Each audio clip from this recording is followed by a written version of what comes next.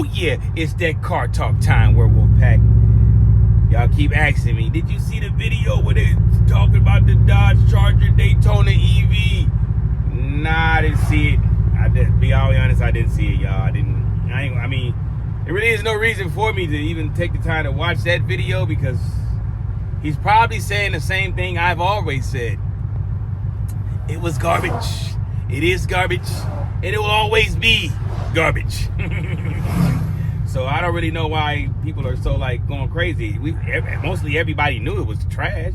We all knew it was a garbage car. So it is not really nothing. I don't think it's anything he can really say about it that we didn't know. We knew it was trash. We knew it wasn't selling. We knew everything that he could possibly say about it. So ain't really nothing he could possibly say that was new to most of us Moparians. We knew when they dropped the Dodge Charger EV that it was gonna be a major flop. We knew. As soon as they said, "Oh, we coming with a EV Dodge Charger. This is gonna be the first muscle electric car." We knew right then when they said muscle and they put electric together. We knew that we was gonna get some bona fide strong, extra strong, muscular garbage. We knew we was gonna get that. We were not surprised when the car finally dropped and it was a flop and it was some slop. It was all of that mixture. We knew it was gonna be trash. We knew that it wouldn't sell. They were selling it for like $80,000, $90,000. Who's gonna pay $80,000, $90,000, $70,000 for a Dodge Charger EV? Who's doing that? What made Dodge think that they were so great that they could charge us $70,000 to $80,000, maybe even $90,000 with a fully spec'd EV charger? That we would pay for that. I mean, what did they think we was going? I mean, and on top of that, when you drop the car, it wasn't even faster than the Teslas. It's not faster than most of the Teslas. Most Teslas can beat the Dodge Charger EV. Most Teslas can beat it. So you said it was going to be a muscle car, and it wasn't a muscle car. You said it was going to be one of the fastest muscle cars. It's not one of the fastest muscle cars. And then you said you were going to drop like a Banshee version. You never dropped it. I mean, when you give up on the car, of course we gonna give up on it. So I'm pretty sure the video that the guy did drop, I don't follow the guy, but I'm pretty sure he's a cool guy. He seemed like he was a cool guy. The little clips I seen on OC Motivators page, he seemed like he was a cool guy. I mean, but I'm pretty sure Dodge is not mad about it. They've given up on that car. Dodge has long time ago gave up on that car. So they're not really tripping on that. They knew. That video didn't hurt them because they're not selling no cars anyway. It's not like they were selling a whole bunch of cars when the video dropped. It's not like they were selling a major amount of Dodge Charger EVs. When's the last time you seen a Dodge Charger EV on the road? Hell, I don't think I ever saw one on the road. I just saw maybe 2-3 days ago, I saw a Dodge Charger, the ICE version, the Inline-6 version on the road. Then it's a guy that works in a building that I go to when I make deliveries. He's got one. I don't know why he got it, but he definitely got it. And he's proud of it because every time I see it, it's clean. He got that thing clean. It's always clean. So obviously he love it. Or she. We don't know if it was he or she, but they definitely love it. And neither one of, even the Dodge Charger Inline-6 is not selling. The car is a flop. It's really nothing, in my opinion, it's probably not too much they can do with it. There's not too much they can do with it. Even if the 1,000 horsepower one, it may sell a lot. It's a possibility. I just can't see how you can mess up 1,000 horsepower. That could be the way to save the car. I don't see how you could mess up 1,000 horsepower. I can't see 1,000 horses with an Inline-6 twin turbo. It's going to be loud. It's going to have a nice sound to it. Most likely 9 times out of 10. If it doesn't, then Dodge is just bona fide idiots. You're just idiots. If you can't make 1,000 horsepower sound good, you're bona fide idiots. Even if it's not and if they put a supercharger on it, it's gonna whine. So that's gonna make it sound good. So either way, twin turbo or Inline-6, or supercharged, it's gonna be a win-win for them. It's gonna sound good. But I was big on the supercharger thing. Like, yeah, man, if they put a supercharger on it, it's gonna really be whining. But then I thought, the motor's already set up to take turbos. Why would they have to go through setting the motor up to take a supercharger? Why would they do that? Why would they waste their time doing that when the motor is already designed to take a twin turbo? two turbos. It's already set up to take 2 turbos. So all you would have to do is put bigger force internals, make the internals a little stronger, and put bigger turbos on it. That's cheaper than putting a supercharger on it and having to fit it for a supercharger, having to do all that. I think it's easier just to go bigger turbos. So I think when Roadkill Nights come, it's gonna be a twin turbo Inline-6, and it's gonna sound lovely. It's probably gonna sound like a rocket ship. It's gonna sound good. I think it's gonna sound good, and it's gonna be quite a few people that's gonna buy that car. But the Inline-6, I don't think that's gonna make it sell anymore.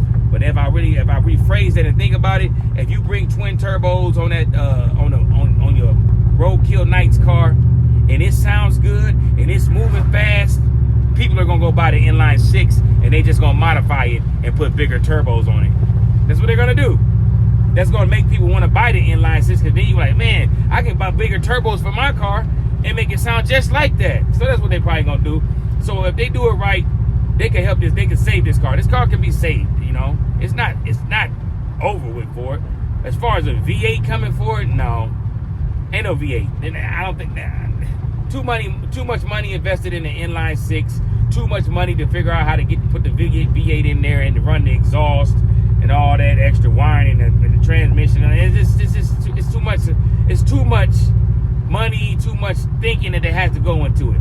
1,000 horsepower Inline-6 twin turbo, bigger turbos. There's not a lot of thinking and going to that, and it's not a lot of money to invest in that. So that's the cheaper way to go, and the fastest way to go, and the most logical way to go, because you can get blow-off valves on it, so it can make pss, pss. Got the nice little turbo hum to it, and it's gonna sound great. 1,000 horsepower, it's gonna sound great. It's gonna sound good. I ain't gonna say great because Dodge know how to mess some stuff up, but it's gonna sound good. I know it's gonna sound good. I just know it's gonna sound good, and it's gonna probably be a good selling car, because